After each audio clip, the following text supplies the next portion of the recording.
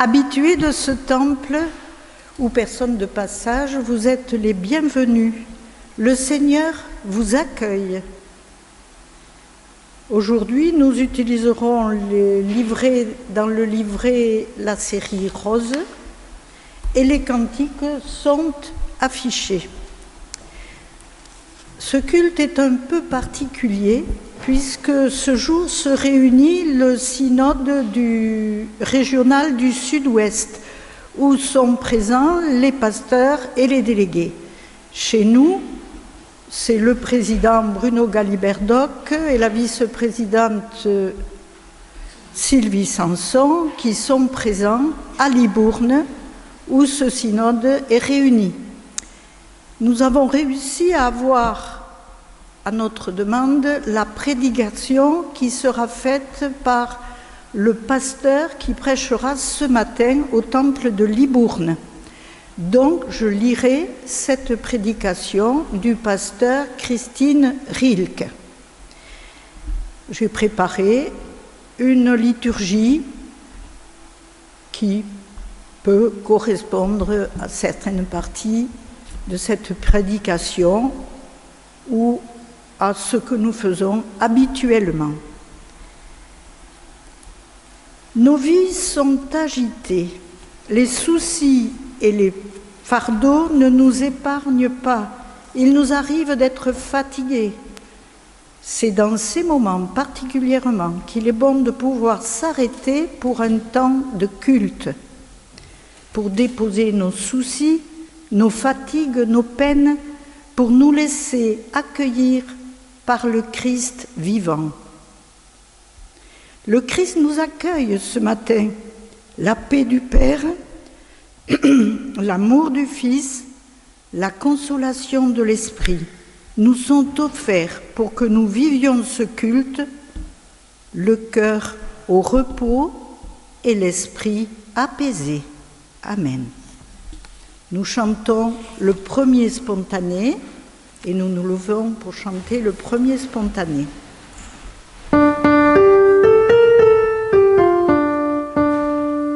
Ô Seigneur, dans mon cœur, je t'écoute.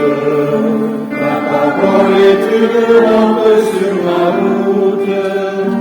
Nous voulons chercher tout ce qui peut te plaire, mais pour le trouver, il nous faut ta lumière. Ô Seigneur, dans mon cœur, je t'écoute. Ta parole est une lampe sur ma route. Tu nous dis d'aimer tous les autres, nos frères, mais pour les aider, il nous faut ta lumière. Ô Seigneur, dans mon cœur, je t'écoute.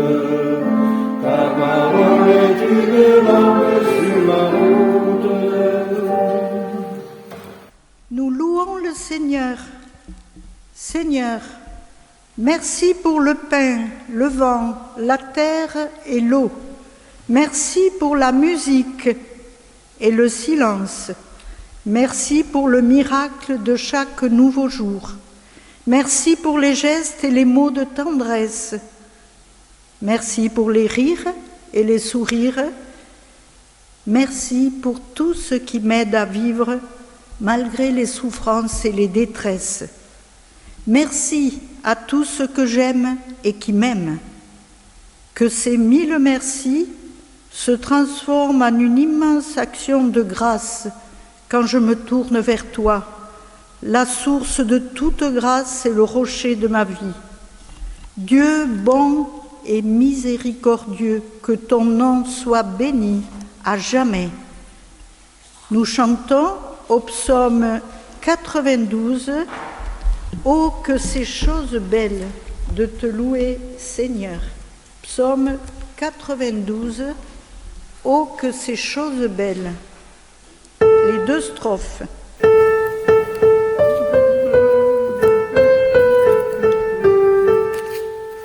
Oh, que ces choses belles de te louer, Seigneur, de chanter ton nom, de ta grâce,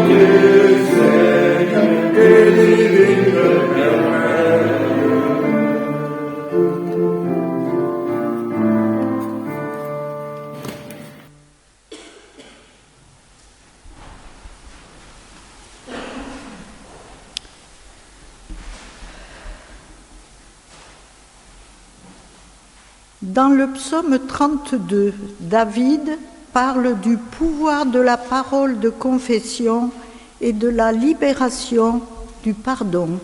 Écoutons-le. Tant que je me taisais, mes os se consumaient. Je gémissais toute la journée. Nuit et jour sur moi ta main pesait. Ma vigueur se desséchait comme au cœur de l'été. Je t'ai avoué mon péché, je n'ai pas couvert mon forfait. Mes offenses, je les ai confessées. Et toi, tu as enlevé la faute de mon péché. Je vous invite à prier. Seigneur, notre Dieu et notre Père, nous voulons être devant toi ce matin, dans la vérité de notre humanité. Tu sais le poids de nos fautes, de nos manquements, de nos erreurs, de nos oublis. Tu connais nos lâchetés et nos paresses. Tu n'ignores rien de nos peurs ni de nos aigreurs. Tu vois ces fardeaux dont nous n'avons jamais parlé, que nous traînons et qui nous accablent. Dans l'intimité de notre cœur, nous voulons maintenant te dire notre misère et te déposer ce qui nous pèse.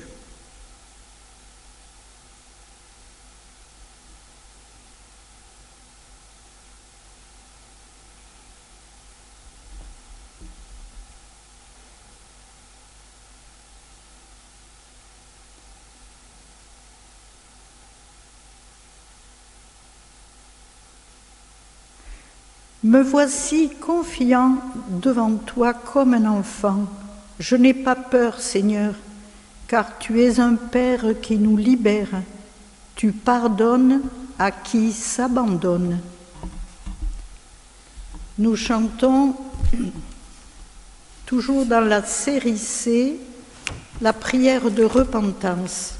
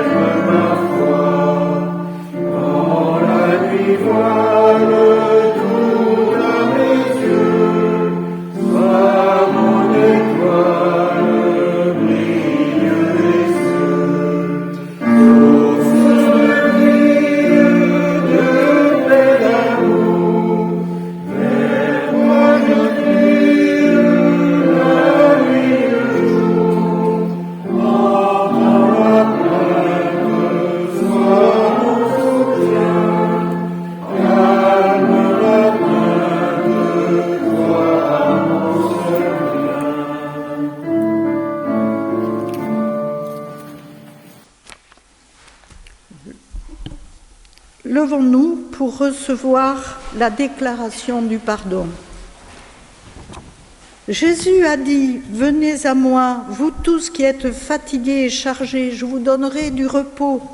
C'est de ce repos dont parlait David lorsqu'il disait au début du psaume 32 « Heureux l'homme dont la transgression est enlevée, dont le péché est pardonné, tu es pardonné. » Heureux l'homme à qui le Seigneur ne compte pas la faute et dans l'esprit duquel il n'y a point de fraude. Que le pardon soit ta forteresse, ton unique richesse. Que la joie de Dieu soit ton allégresse. Tu es pardonné. Nous chantons notre reconnaissance.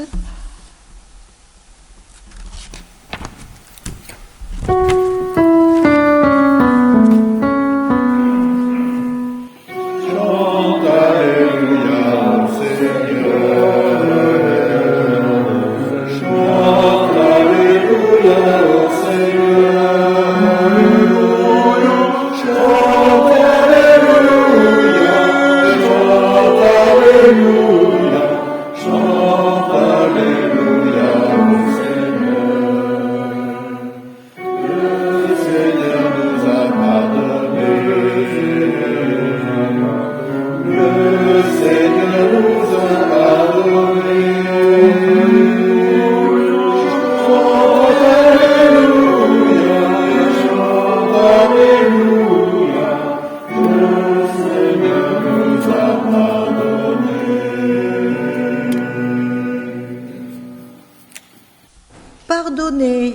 libérés, écoutons la loi que Dieu nous donne dans l'épître de Paul aux Colossiens. Ayez donc, comme les élus de Dieu, ses saints et ses bien-aimés, le cœur rempli de miséricorde. Revêtez-vous de bonté, d'humilité, de douceur, de patience. Supportez-vous les uns les autres et pardonnez-vous réciproquement si l'un de vous a quelque sujet de plainte contre l'autre. Comme le Seigneur vous a pardonné, vous aussi pardonnez de même. Et par-dessus tout, qu'il y ait l'amour, le lien de la perfection.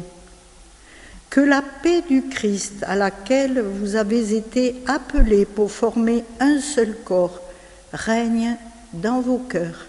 Soyez reconnaissants que la parole du Christ habite pleinement en vous et vous enrichisse de toute sagesse. Seigneur, aide-nous à inscrire l'Évangile dans le quotidien de nos jours. Nous avons besoin d'entendre et de réentendre cet appel à une vie renouvelée par la pratique de l'Évangile. Une vie où l'Évangile est une lumière qui éclaire nos paroles, nos pensées et nos actions. Nous chantons le spontané correspondant à la volonté de Dieu.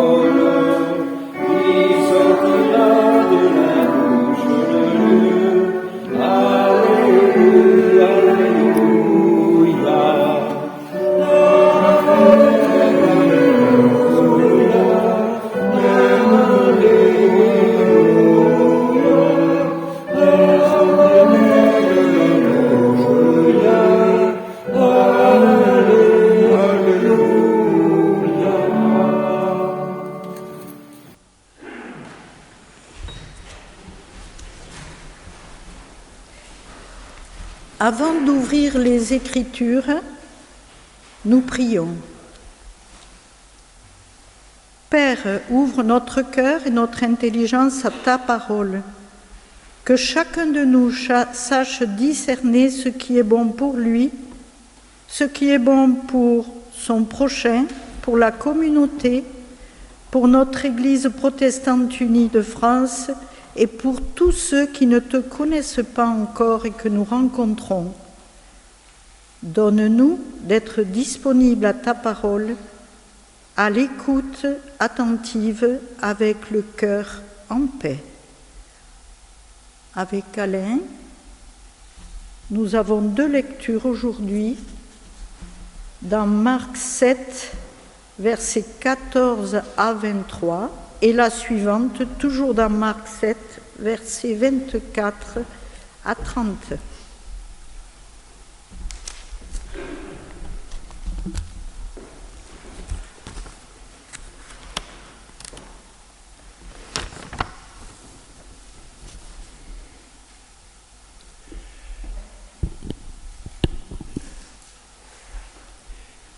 Jésus appela encore la foule et il se mit à dire : « Écoutez-moi tous et comprenez. Il n'y a rien en dehors de l'être humain qui puisse le souiller en entrant en lui. C'est ce qui sort de l'être humain qui le souille. Lorsqu'il fut rentré à la maison, loin de la foule, ses disciples l'interrogèrent sur cette parabole. Il leur dit : « Êtes-vous donc sans intelligence, vous aussi ? Ne comprenez-vous pas que rien de ce qui, du dehors, entre dans l'être humain ne peut le souiller ? Car cela n'entre pas dans son cœur, mais dans son ventre, avant de s'en aller aux latrines. » Ainsi, il déclarait purs tous les aliments. Et il disait encore : « C'est ce qui sort de l'être humain qui le souille, car c'est du dedans, du cœur des gens que sortent les raisonnements mauvais. Inconduite sexuelle, vol, meurtre, adultère, avidité, méchanceté, ruse, débauche, regard mauvais, calomnie, orgueil, déraison. Toutes ces choses mauvaises sortent du dedans et souillent l'être humain. » Jésus partit de là et s'en alla dans le territoire de Tyr. Il entra dans une maison. Il voulait que personne ne le sache, mais il ne put rester caché. Une femme dont la fille avait un esprit impur entendit aussitôt parler de lui et vint se jeter à ses pieds.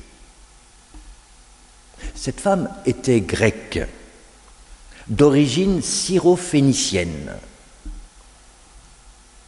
Elle lui demandait de chasser le démon de sa fille.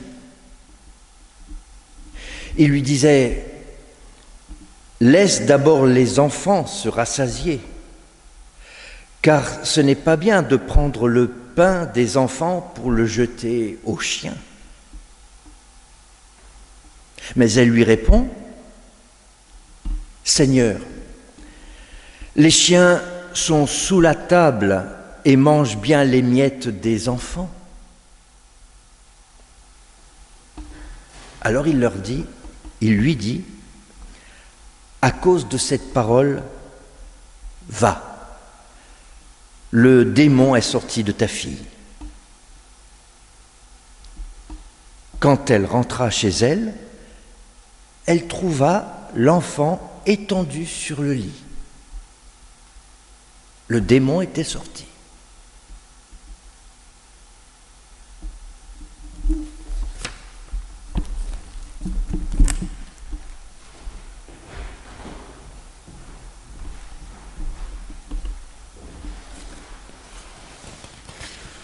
Je vous invite à vous lever pour chanter au 232 « Comme un souffle fragile ».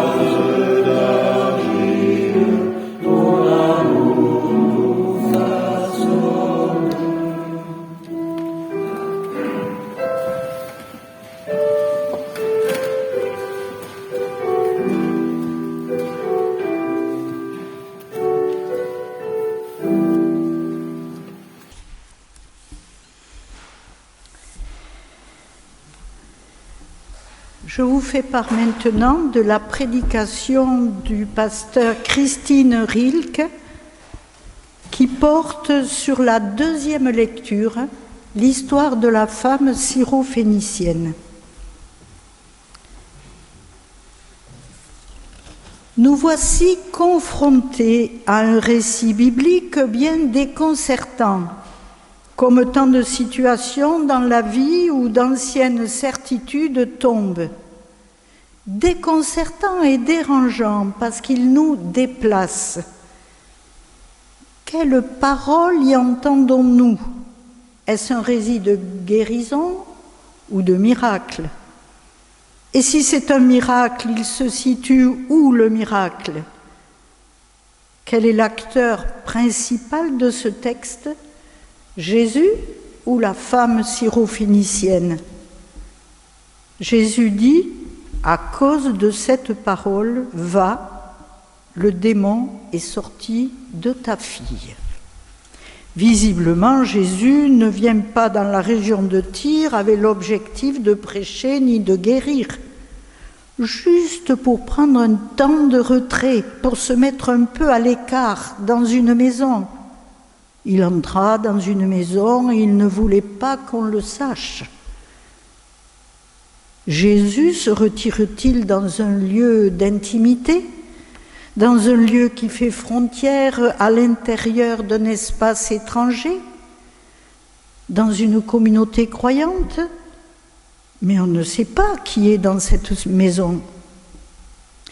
Quoi qu'il en soit, pas de chance. Jésus n'arrive pas à se faire oublier, sa réputation l'a devancé, il ne peut pas rester inconnu. Ses paroles et ses actes sont déjà connus au-delà des frontières géographiques, et cela visiblement malgré lui. Les frontières de culture, de religion, de tradition ou d'habitude n'ont pas empêché la bonne nouvelle de se diffuser. Celle-ci n'a pas attendu non plus des plans d'action. Une femme syro-phénicienne vient le trouver. Elle ne vient pas pour un débat théologique, elle vient avec une attente profonde, existentielle, la guérison de sa fille qui est restée chez elle. Il est question de vie dans ce qu'elle cherche auprès de Jésus, de recherche de solutions, de secours pour quelqu'un de très cher, sa fille. En venant à la rencontre de Jésus, elle cherche des solutions, des réponses en dehors de son contexte et de ses croyances habituelles. Elle cherche une parole et un geste de vie, hors des sentiers battus de sa vie, qui est peut-être en l'état actuel une impasse sans issue. Une femme en quête avec des attentes existentielles vient à la rencontre de cet homme étranger pour elle, Jésus dont elle a entendu parler, une rencontre improbable, impossible par leur situation réciproque. Une vraie femme catastrophe vient à la rencontre de Jésus, et pour un juif du 1er siècle, il y a beaucoup de raisons de ne pas entrer en dialogue avec elle. En effet, dans les catégories du judaïsme de l'époque, cette femme est 3 fois impure. Elle est étrangère, elle est femme, elle a une fille avec un esprit impur. Et elle est doublement étrangère parce qu'elle est grecque, donc païenne. Elle est syro-phénicienne, donc étrangère au niveau géographique. La réponse de Jésus à la demande de la femme n'est pas moins catastrophique, du moins de notre point de vue aujourd'hui. Il y a des enfants et des petits chiens. Il y a ceux qui ont des droits et d'autres pas. Il y a ceux qui sont dedans et d'autres qui doivent rester dehors. une société à deux classes, sans partage en commun de ce qui fait vivre. Laisse d'abord les enfants se rassasier, car ce n'est pas bon de prendre le pain aux enfants et de le jeter aux petits chiens, lui dit Jésus. C'est choquant d'entendre une telle parole venant de Jésus lui-même. On peut comprendre ici les enfants par les membres du peuple d'Israël et les petits chiens par les païens. Ici, à nouveau, on rencontre une distinction entre pur et impur, entre ceux qui ont l'accès et ceux qui ne l'ont pas, ceux qui sont à l'intérieur et ceux qui sont dehors, puis aussi une distinction temporelle parce que le pain est d'abord pour les enfants et ensuite pour les chiens sous la table. C'est choquant. Que faire d'une telle parole aujourd'hui ? Quand une parole biblique est rugueuse, nous sommes parfois tentés de l'adoucir, de l'interpréter pour retrouver l'image que nous nous faisons de Dieu. Ce n'est pas possible que Jésus dise cela. Ce n'est pas possible que Jésus croie de cette manière. Ce n'est pas possible que la nouvelle s'arrête au seuil des multiples frontières dressées par la religion, la géographie, la culture, les traditions. Mais si, dans cette histoire, ces paroles lui sont attribuées. Laisse d'abord les enfants se rassasier, car ce n'est pas bon de prendre le pain et de le jeter aux petits chiens. Comment entendre et comprendre ces paroles ? Effectivement, le texte peut être interprété de différentes manières. Soit Jésus met la femme à l'épreuve pour savoir si elle croit assez, si sa foi est assez grande. C'est d'ailleurs l'axe choisi par Matthieu qui reprend ce récit au chapitre 15.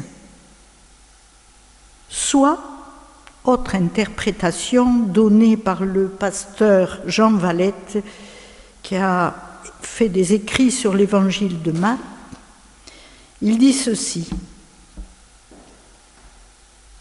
La femme met Jésus à l'épreuve en le déplaçant par sa parole et en l'ouvrant à une nouvelle orientation de sa mission. La syrophénicienne, avec une étonnante simplicité, prend Jésus au piège de sa parole. Christine Rilt a retenu pour sa lecture cette deuxième interprétation. Elle nous dit « Pour moi, il est question ici d'une rencontre qui met en mouvement et qui déplace, qui nous déplace. » La femme syrophénicienne répond à Jésus « C'est vrai, Seigneur, mais les petits chiens sous la table mangent les miettes des enfants. » Il est quand même étonnant que la femme ne se révolte pas contre la parole de Jésus, qu'elle ne rentre pas dans un contre-discours en essayant de lui prouver qu'il a tort.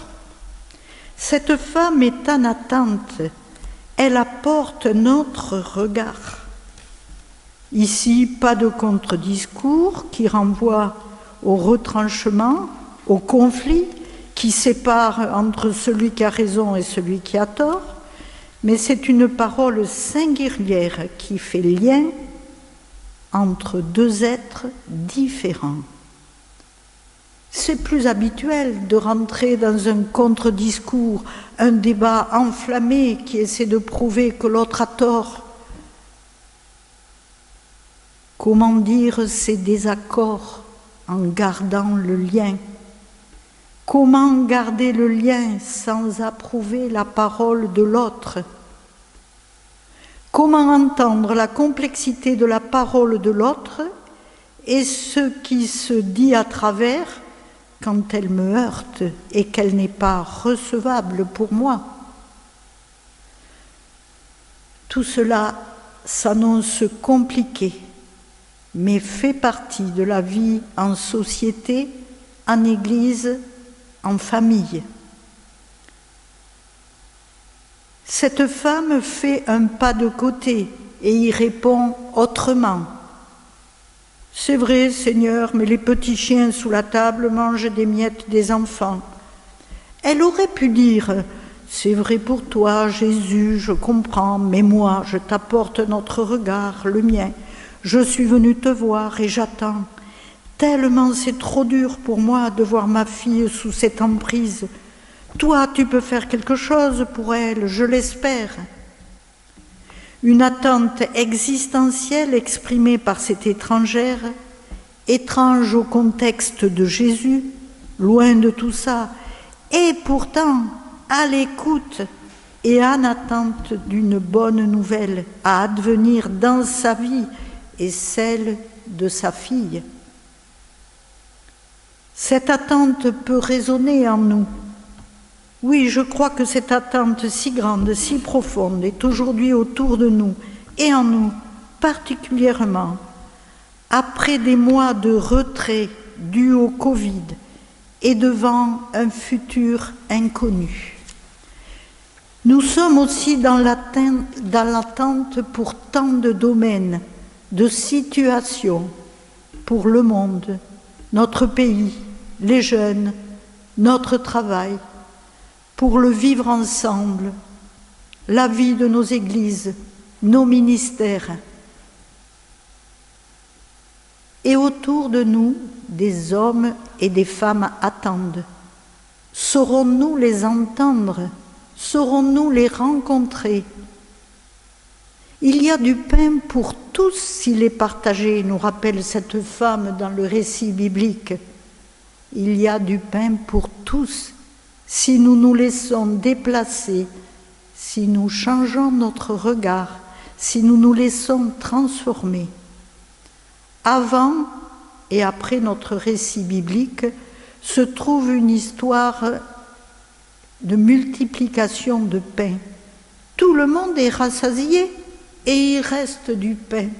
Il y a du pain pour tous et même en surplus. C'est vrai, Seigneur, mais les petits chiens sous la table mangent des miettes des enfants. Avec cette réponse, l'histoire bascule. La parole de la femme devient comme une porte qui s'ouvre. Elle change la manière de Jésus de voir sa mission. C'est cette interpellation venant de l'extérieur qui transforme et inaugure un changement malgré la résistance. Elle réaffirme que le salut est offert à tous, que l'amour de Dieu est universel et qu'il n'y a pas de distinction entre ceux qui sont dehors et ceux qui sont à l'intérieur. C'est cette parole qui guérit, qui fait miracle, qui crée l'ouverture. Jésus lui dit, à cause de cette parole, va, le démon est sorti de ta fille. Merci à la syrophénicienne d'avoir été une de celles et ceux qui ont pris le risque de la parole et qui créent l'ouverture. À cause de cette parole, va, le démon est sorti de ta fille. Amen.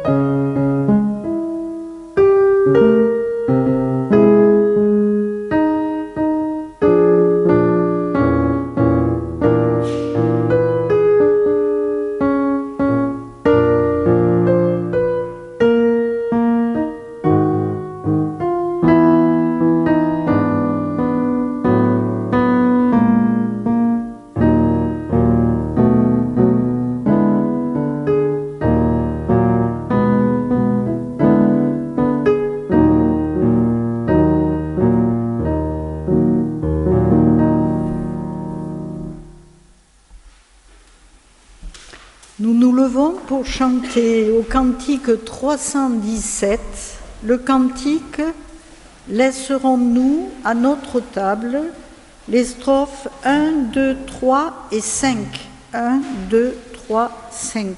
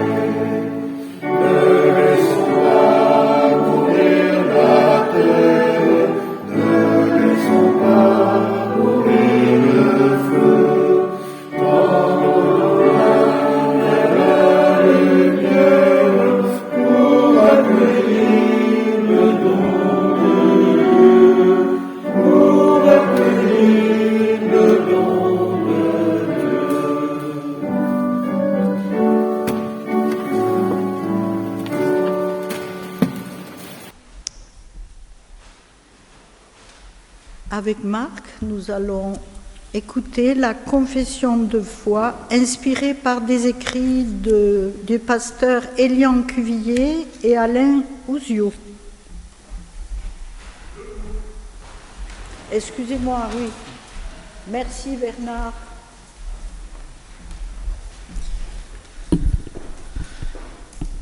Je crois au Père, au Fils et au Saint-Esprit.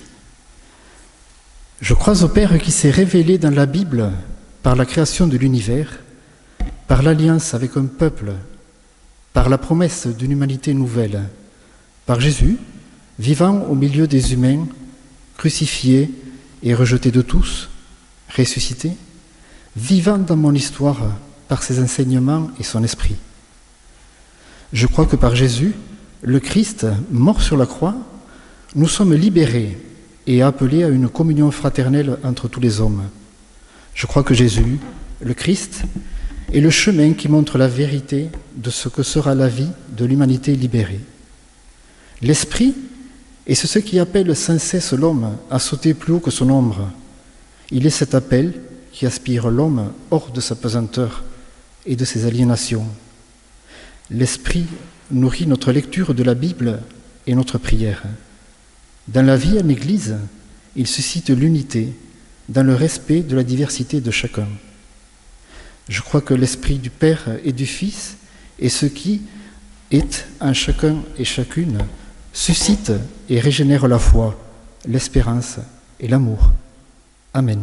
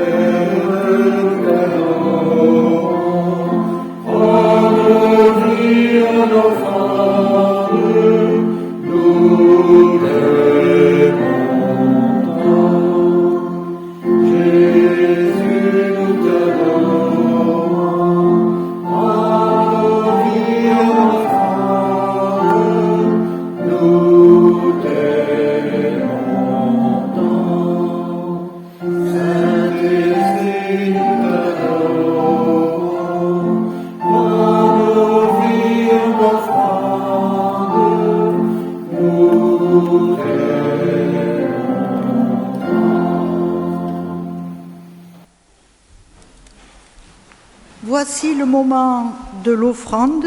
Nous pouvons par notre don manifester que le Christ est vraiment le Seigneur de nos vies et de nos biens, que chacun donne selon ses possibilités. Notre Église fonctionne seulement grâce à vos dons. Père, accepte notre offrande joyeuse, l'offrande de notre argent, l'offrande de notre travail, l'offrande du temps nécessaire à l'écoute et toute offrande que nous inspire ton amour.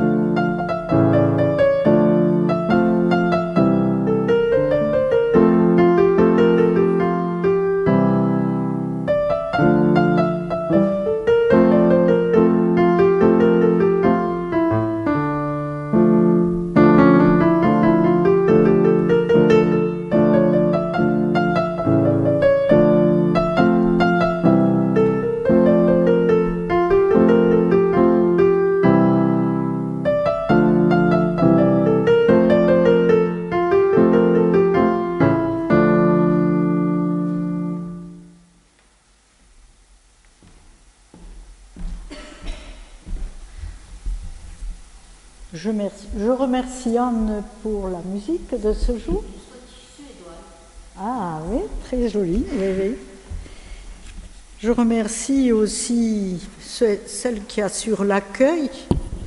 Tout le monde ne connaît pas et on nous dit que de temps en temps on devrait citer les personnes pour que la communauté connaisse qui œuvre. Donc Catherine Hacher et Monique Escande qui ont assuré l'accueil aujourd'hui. Et puis les lectures avec Alain qui aussi filme fidèlement nos cultes pour ceux qui ne peuvent pas venir, et Marc qui a assuré la confession de foi. Je laisse la parole à la deuxième vice-présidente Monique pour les annonces de ce jour.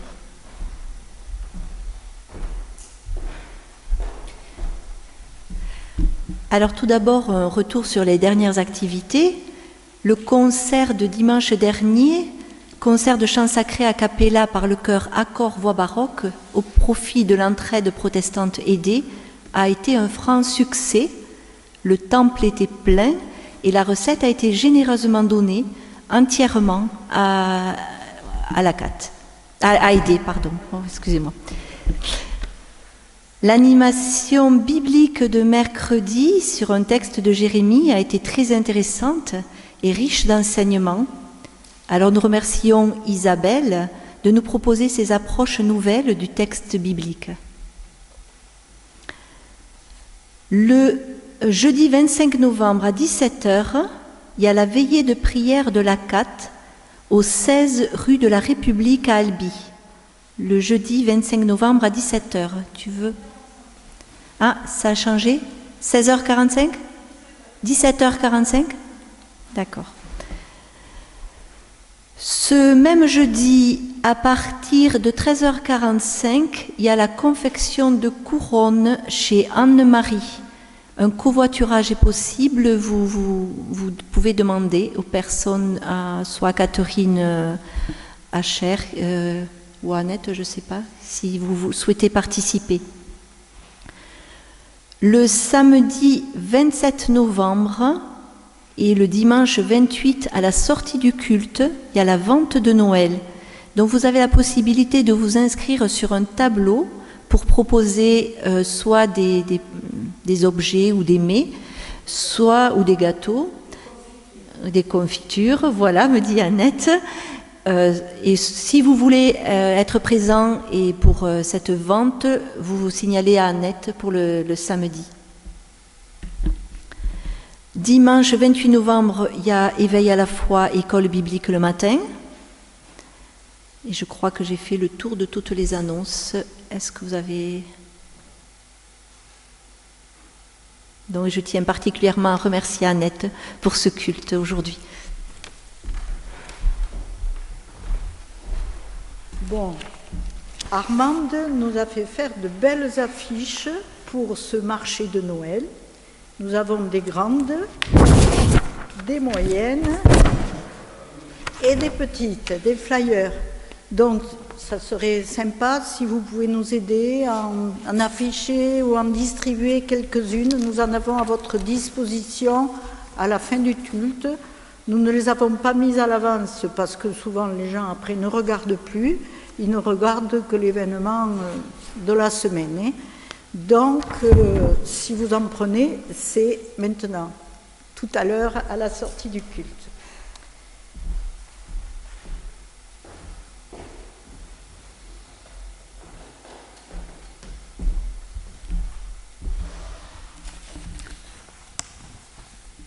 Je vous invite à la prière d'intercession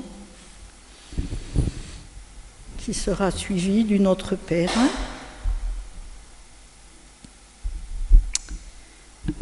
Père, en ce jour où les délégués au synode régional du Sud-Ouest sont réunis, nous te prions pour que les propositions de décision qui remonteront au synode national soient inspirées par les évangiles et l'Esprit Saint. Ceci dans l'unité et le respect de la diversité des expressions concernant les diverses missions dans l'Église protestante unie. Nous te prions pour tous les peuples qui, sur d'autres continents, connaissent la guerre et les conflits armés, souvent dans l'indifférence du monde. Nous te rendons grâce pour les hommes et les femmes de notre pays qui, au service de la paix, risquent aujourd'hui leur vie pour nos concitoyens. Père, nous te rendons grâce pour les artisans de paix, pour tous ceux qui, au nom de leur foi, dans leur famille, leur travail, leur commune, au sein d'associations, sont soucieux de la dignité humaine. Par Jésus-Christ, ton Fils ressuscité, apprends-nous à regarder les êtres comme tu les regardes, Apprends-nous à contempler ce qu'il y a de plus humain dans une vie humaine. Nous te prions encore pour ceux qui sont victimes d'injustice, de mépris, d'exclusion, de violence. Nous te prions pour ceux que nous connaissons qui sont dans le deuil, la détresse ou la maladie. Nous te les nommons dans le secret de notre cœur. Dieu de miséricorde, apprends-nous les chemins de la fraternité et de la paix et conduis-nous par ton Esprit Saint vers ton royaume de paix et d'amour. Ensemble, nous te disons, notre Père, qui es aux cieux, que ton nom soit sanctifié, que ton règne vienne sur la terre comme au ciel. Donne-nous aujourd'hui notre pain de ce jour. Pardonne-nous nos offenses, comme nous pardonnons aussi à ceux qui nous ont offensés, et ne nous laisse pas entrer en tentation, mais délivre-nous du mal, car c'est à toi qu'appartiennent le règne, la puissance et la gloire, pour les siècles des siècles. Amen. Levons-nous pour recevoir l'envoi et la bénédiction. Il y a du pain pour tous s'il est partagé, nous rappelle cette femme dans le récit biblique de ce jour. Il y a du pain pour tous si nous nous laissons déplacer, si nous changeons notre regard, si nous nous laissons transformer. Avançons avec des pas d'enfants dans la confiance, la simplicité et l'amour. Dieu nous bénit et nous donne la paix avec son Fils Jésus-Christ. Amen.